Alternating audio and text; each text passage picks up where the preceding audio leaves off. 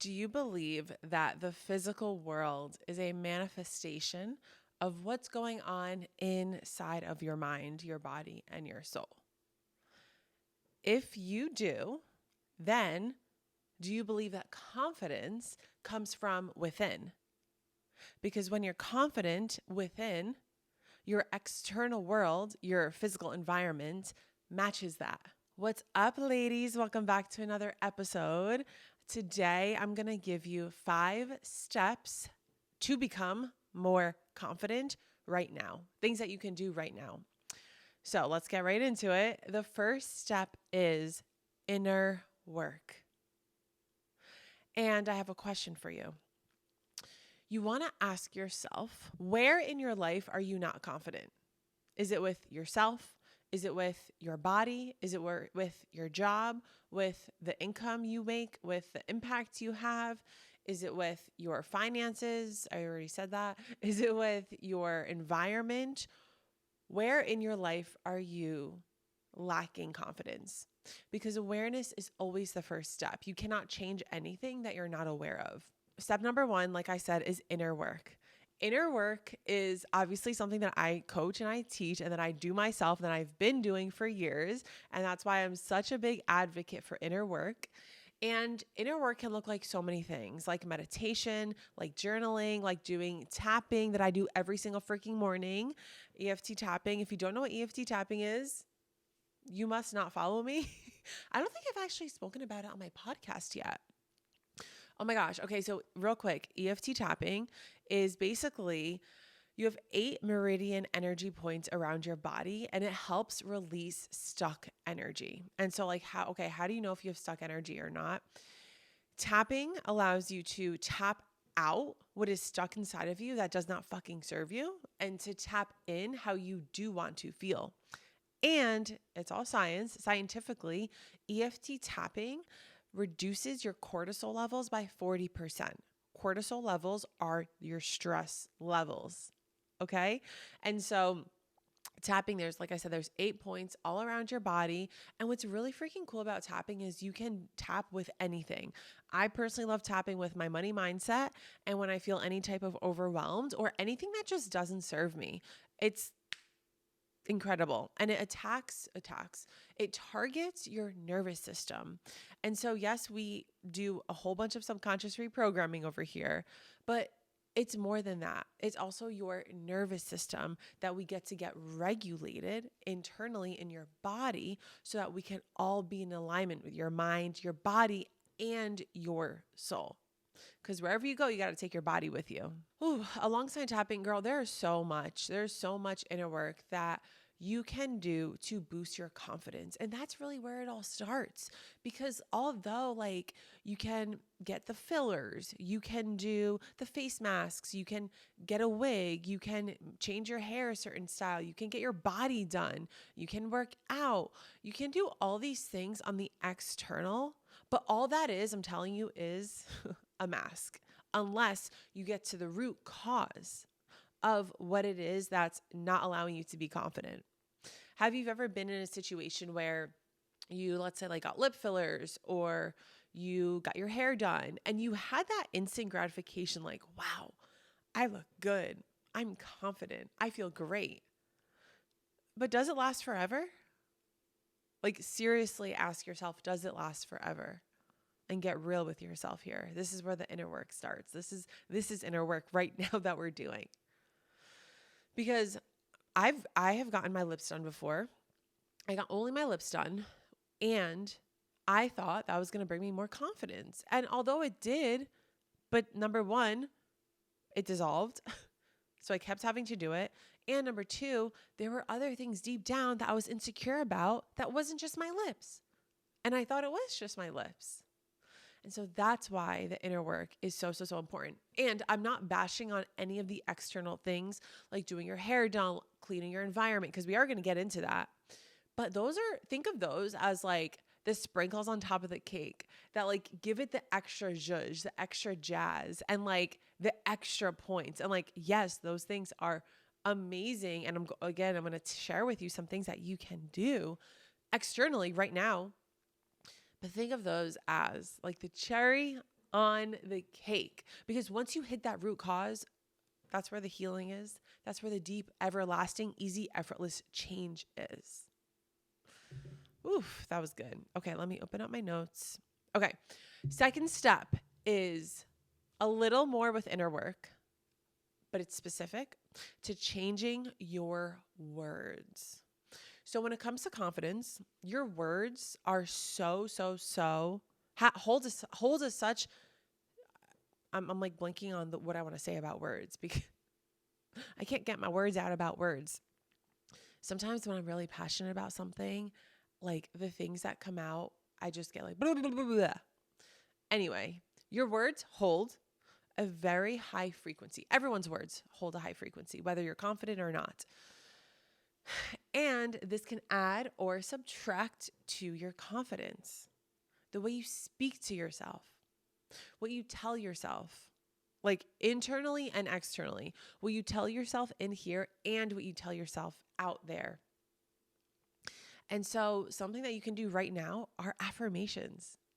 You can add affirmations into your morning routine. You can journal your affirmations. You can look in the mirror and speak your affirmations to yourself. That is very powerful. You can speak your affirmations. Some people do it in like water, which again, all these tools are just like all these tools are things that can really emphasize manifesting your reality into something that you really desire. But there's just so many things, and you might hear other people have certain ways that work for them. But I do have the reason why I'm saying this is because I have some clients that speak their manifestations into water, and it's a proven fact that water amplifies the manifestation. So do I do that? No, I don't do that. When I lived in Miami, I lived in the water, and the feeling, the frequency, the vibration of like, I did my morning routine on my balcony every morning. It was different. And the water was right in front of me. Like, look, we are 70% water. So it just makes sense. But yeah, so changing your words, my ladies and gentlemen, whoever's watching or listening, but changing your words will change your confidence level. And so if you keep telling yourself, let's think of an example. If you kept telling yourself, I'm ugly, girl, is that going to help your confidence? No. So start looking at yourself, and instead of pointing out all the things you don't like about yourself, next time you look in the mirror, I challenge you right now to think of 4 things that you like about yourself. I challenge you to do that for 7 days straight. 4 things you like about yourself. Every morning, get up, look in the mirror, literally physically say 4 things you like about yourself. And then check in with yourself at the end of the 7 days and see how you feel. No excuses about not doing your affirmations, because I have a free book for you. All you have to do is click the link below and you will get the book sent to your email address right away. So changing your words is step number 2. Step number 3, boundaries. Now, boundaries. You might ask, how does boundaries tie together with confidence? Because it does, and I'm going to explain to you why. When you start setting boundaries with yourself, you start respecting yourself more. You start respecting your energy more. And in return, you raise your confidence levels. If you are someone who doesn't know how to set boundaries, stay tapped in here because we talk about it. And what I'm so excited about is my group course, my next group coaching course program that I'm launching within the next month. We have a whole module all about boundaries. You're going to be a boss with boundaries. You're going to be able to set boundaries in your sleep. I'm so excited for this course. And if you want more information, join my email newsletter because y'all, you guys hear it first about the course, about my pre-sale offers and all the things. So I'll have a link below. You can sign up for my newsletter. Yay. Okay, so back to boundaries. There were 2 questions that I had asked my Instagram broadcast channel. And one of the questions was, how do you cut somebody / a friend from your life who drains your energy? Once you cut someone out of your life, you gain the confidence to know that you are respecting yourself and You love yourself so much, and then the energy of confidence just keeps rumbling inside, and bam, you just get more and more confident. Like, hey, I know that I can truly take someone out of my life. And that gives you confidence. So, to answer your question, how do you cut someone out of your life who drains your energy? Let's say you have a friend who continuously is like an energy muncher. That's what I call them in the nicest way. Like an energy muncher, like someone who just munches off of your energy, someone who just keeps eating your sandwich and they don't eat their own sandwich, or they don't give you a sandwich. I am a big believer in energy reciprocation with the people around me. If I don't feel that my energy is being reciprocated, I get unattracted and I just walk away. But we're going to talk about how to set the boundaries instead of just walking away, because you can walk away, but if that's a pattern that you keep doing, nothing changes if nothing changes, and you will continue to attract those people who are energy munchers if you don't set the boundaries and tell the universe, hey, don't send them any more to me. So she's a friend who I just feel like every time I'm around her, my energy feels drained. I feel like, I get like low energy. I get sluggish. Like my body literally tells me, listen to your body. It tells you everything, baby. So because I finally had that awareness, right? Awareness is the first step. I had the awareness. And then I started really noticing like, damn, she doesn't pour into my cup. She's constantly munching off of my sandwich for me to pour into her cup. And it's up to me to set the boundaries. It's not her fault. Like, although yes, like that is who she is. At the end of the day, it is my responsibility to set these boundaries, or else it's going to keep happening. And it's my time to take the ownership, to take the action, instead of living in guilt, saying, why me? Why me? Why does everyone munch off my energy? Girl, you can take action right now to shift that. So what did I do? I sent her a message, and then we hopped on a call, and I just shared with her where I was coming at, like my feelings. And I was like, hey girl, I literally just said straight up to her, like, look, I feel that I'm pouring into you a lot and I'm not getting the energy reciprocated. And so I'm just letting you know, I love you so much. And this is why I'm sharing this with you, but I'm just going to be setting my boundaries with this dynamic. And let me tell you this, me and her have a very conscious relationship, like friendship, that we can say stuff like that to each other.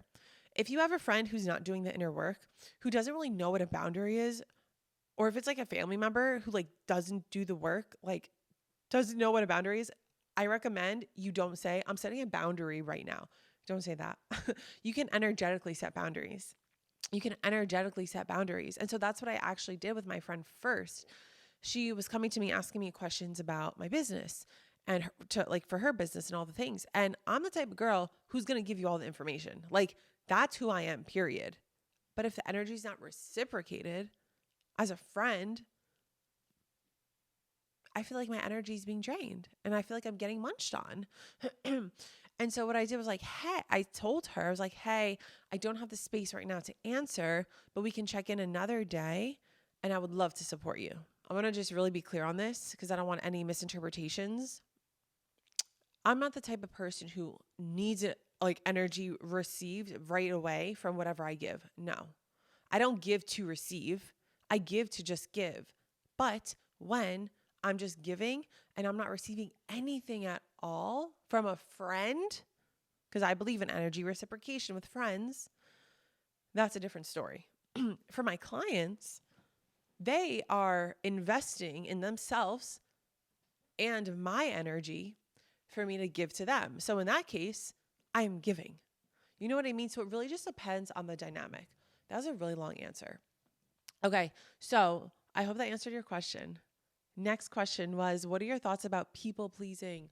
Girl, okay, y'all, if all this is resonating with you, you are going to love my next course that I'm coming out with, because it's my one module is all about boundaries, and I can talk about this forever. Ooh, as my guy Trent Shelton says, he calls it the triple P, professional people pleasers.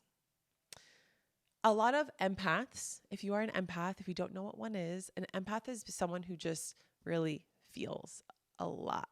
So if you're an empath, majority of the time, empaths are people pleasers because we love people so much that we always want to pour into them and please them. And then we forget about our boundaries and our core values and our things that we desire. And so my thoughts on people pleasing is I don't freaking do it, but I'm not perfect. So like that might come out once in a while. And I used to be the biggest people pleaser. I used to be the biggest people pleaser to the point where I would please other people and then I would feel like shit about it myself. I would be like, I would not be pouring into myself. I would wake up and please other people. Now I wake up and I pour into myself before I present myself to the world because they get a better version of me when I do that. And so people pleasing, I recommend you don't do it. And this also ties back to confidence because when you stop people pleasing, your confidence boosts. You're not going to get more confidence by people pleasing because the energy of people pleasing is you giving your energy away to someone else and then waiting to receive that validation from an external source that's not yours. So that's why people pleasing does not support your confidence. I hope that answers your question. Okay, we have 2 more steps. So step number 4 into becoming more confident right freaking now is your environment. And this goes for the people in your environment and the physical things in your environment. So let's start with the people in your environment. I feel like that's all I need to say. This is one of my favorite questions. Do they add or subtract to your life, to your energy, to your confidence? Are they energy drainers? Are you being a triple P to them? Are you being a professional people pleaser to them? Or are they adding value to your life? Are they adding happiness? When I say this, I don't mean like giving you money or anything like that. It's like, are they adding joy, happiness, satisfaction? Like that's something that you get to have your own discernment with, is how are they adding the value to your life? And so environment can also boost your confidence depending on the job you have. Is your job in alignment with what your values are, with what your core values are? And if you don't know what your core values are, that's another part of my boundaries module that I'm teaching. Gosh, I'm so excited about it. That's why I can never stop talking about these things, because I put my heart and soul and all the years of this work, this deep inner work that I've done, literally giving you the tools in this course. But yeah, getting connected with your core values. Is your job in alignment with your core values? And if it's not, all right, it's time to put on your glasses and make a very strategic move, because like it's not serving you. If it's not serving you, walk away or do what you have to do. Set the boundaries, do the things, and get out of there. Move on. You only live one life, baby. Okay, so things, environment. Okay, so to boost your confidence, what you can do right now is clean your freaking environment, organize your environment, and make it feel like yours. Whether you live on your own, which I know a lot of you do, so let's just stick to that. If you live on your own, or if you live like with your significant other, your environment, is it clean? Is it the way that you want it to be? And if you live with someone else, you get to co-create it together. But does it just feel good for you? Or do you have junk drawers that when you open it, your mind goes blah, blah, blah, blah, blah, and you don't feel good? Feeling good boosts your confidence. And so set your environment up for it to feel good for your soul. For your soul. Like, seriously, fuck what everyone else says about changing the way your environment is. Like, girl, I've changed my coffee table like 3 times. I'm like, okay, I found what I feel is right for me in this moment. So environment can have a huge, huge, huge, huge emphasis on your confidence. Okay, last but not least, is being your higher self right now. So last step in boosting your confidence is being your higher self right now. And your higher self, connecting with your higher self, is actually the first module in my course that I'm coming out with. Okay.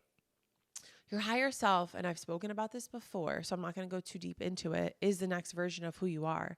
And when you activate and when you embody and when you act from your higher self, that's when the time collapses. That's when you see the change that happens right away versus having to wait a year, because you're acting from your higher self. And when you become your higher self and live from that, your confidence level boosts, baby. So live from your higher self right now.